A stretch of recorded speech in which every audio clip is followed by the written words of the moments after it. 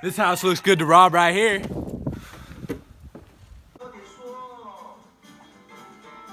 What is that?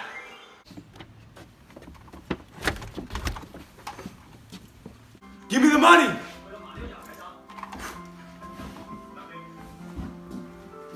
Give me the money. Give me the money. Give me the money. Give me the money. Give me the money. Oh. Yee!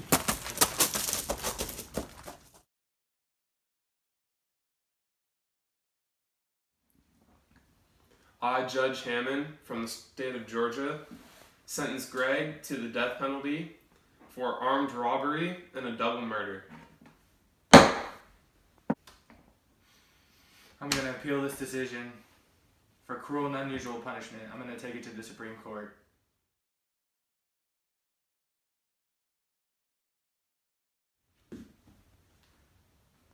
In a 7-2 decision, the court holds that the punishment of death does not violate the 8th Amendment under all circumstances. Greg is still being sentenced to death.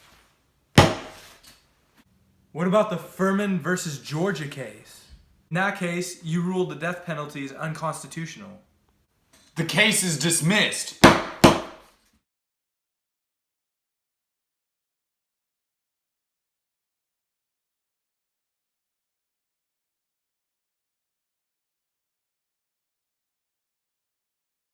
For many years, it's been clear that the detention facility at Guantanamo Bay does not advance our national security. It undermines it. This is not just my opinion. This is the opinion of experts. This is the opinion of many in our military. It's counterproductive to our fight against terrorists because they use it as propaganda in their efforts to recruit. It drains military resources. With nearly $450 million spent last year alone to keep it running, and more than $200 million in additional costs needed to keep it open going forward for less than 100 detainees. Today, the Department is submitting to Congress our plan for finally closing the facility at Guantanamo once and for all.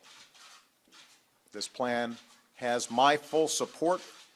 It reflects our best thinking on how to best go after terrorists and deal with those who we may capture. We'll continue to securely and responsibly transfer to other countries the 35 detainees out of the 91 that have already been approved for transfer. Keep in mind this process involves extensive and careful coordination across our federal government to ensure that our national security interests are met when an individual is transferred to another country. We're going to work with Congress to find a secure location in the United States to hold remaining detainees. These are detainees who are subject to military commissions, but it also includes those who cannot yet be transferred to other countries or who we've determined must continue to be detained because they pose a continuing significant threat to the United States. Let us do what is right for America. Let us go ahead and close this chapter and do it right. Do it carefully. Do it in a way that makes sure we're safe, but